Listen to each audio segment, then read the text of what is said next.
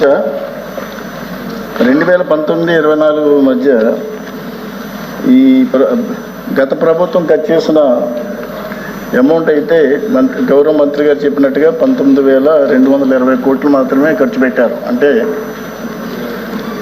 అదే 2014-19 మధ్య గౌరవ ముఖ్యమంత్రి గారు చంద్రబాబు నాయుడు గారు ముఖ్యమంత్రిగా ఉన్నప్పుడు సుమారుగా 32 లక్షల ఎకరాలు స్థిరీకరించడం జరిగింది.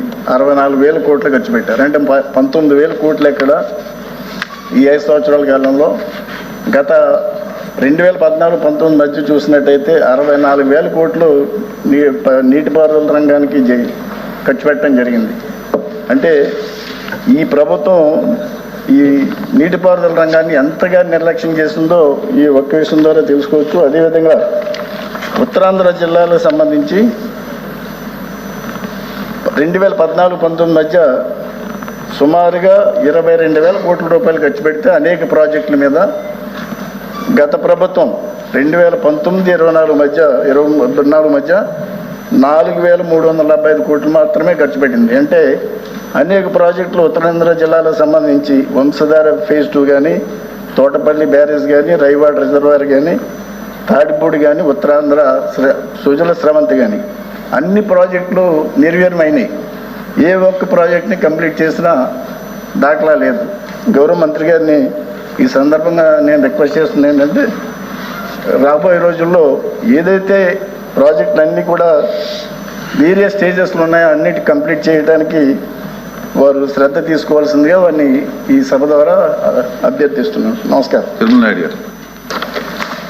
అధ్యక్ష, రాయలసీమ జిల్లాల్లోని కర్నూలు జిల్లా వెనుకబడినటువంటి ప్రాంతం అధ్యక్ష. దీనికి సాగునీటి ప్రాజెక్టు తుంగభద్ర మాత్రమే అధ్యక్ష. ఈ తుంగభద్ర కర్నూలు జిల్లా ఆలూరు ప్రాంతంలో అంటే బార్డర్లో ఎంటర్ అవుతుంది అధ్యక్ష. తుంగభద్ర పైభాగంలో ఆల్మట్టి కట్టడం వల్ల దాదాపు 920 క్యూసెక్కులు రావాల్సినటువంటి నీళ్లు 420 పడిపోయాయి. తిరిగి కర్ణాటక గవర్నమెంట్ ఎగువ ప్రాంతంలో మరొక డ్యామ్ కట్టడం వల్ల 220 పడిపోయింది అధ్యక్ష.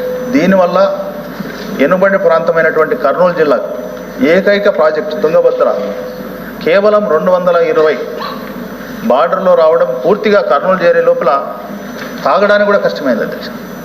గత ప్రభుత్వం పూర్తిగా నిర్లక్ష్యం వహించింది అధ్యక్ష. దయవుంచి మంత్రి గారు మన ప్రభుత్వంలో తగు చర్యలు తీసుకోవాలని కూడా కోరుతున్నాను. చిరంజీవి గారు. అధ్యక్ష, ప్రతి సంవత్సరం బడ్జెట్లో ఎకనామిక్ సర్వేని రిలీజ్ చేస్తుంది గవర్నమెంట్. వైసీపీ కాలంలో గత 4 ఎకనామిక్ సర్వేలు కూడా నేను అబ్జర్వ్ చేశాను అధ్యక్ష. ప్రతి ఎకనామిక్ సర్వేలో తెలిసింది ఏంటంటే ఇయర్ బై ఇయర్ మన రాష్ట్రంలో వరి సాగు చేసే విస్తీర్ణం పడిపోతుంది, వరి ఉత్పత్తి కూడా పడిపోతుంది అధ్యక్ష. ఇలా పడిపోవడానికి కారణం ఏంటి అంటే ప్రభుత్వం నీటిపారుదలపై చేసే వ్యయం తగ్గడమా? మొదటి ప్రశ్న అధ్యక్ష. రెండో ప్రశ్న, ఇలా పడిపోవడం వల్ల పోలవరం ప్రాజెక్టు ఇన్ టైంలో పూర్తి కాకపోవడం వల్ల, నీటిపారుదల ప్రాజెక్టులు సకాలంలో పూర్తి కాకపోవడం వల్ల ఆంధ్రప్రదేశ్ రాష్ట్ర ప్రజలకి ఆర్థికంగా ఎంత నష్టం వచ్చింది? దీనివల్ల రాష్ట్ర జిఎస్డిపి ఎలా తగ్గిపోయింది? 2019లో తెలంగాణ రాష్ట్ర ఆదాయం కంటే ఆంధ్రప్రదేశ్ రాష్ట్ర ఆదాయం ఎక్కువ ఉండేది. ఈరోజు 2024కి గవర్నమెంట్ మారేసరికి తెలంగాణ రాష్ట్ర ఆదాయం కంటే ఆంధ్రప్రదేశ్ రాష్ట్ర ఆదాయం తగ్గిపోయింది. దీనిపై గౌరవ మంత్రివర్యులు పూర్తిగా అవసరమైతే అధ్యయనం చేసి వివరాలు ఇచ్చి ఇటు సభకి అటు ప్రజలకి తెలియజెప్పాలని కోరుకుంటున్నాం అధ్యక్ష. Thank you. లక్ష్మణ్ గారు. సూటిగా సార్, నేను ఎప్పుడన్నా ఎక్స్ట్రా మాట్లాడాను. నంబర్స్ అందరూ కూడా దయచేసి సూటిగా ప్రశ్నలు అడగండి.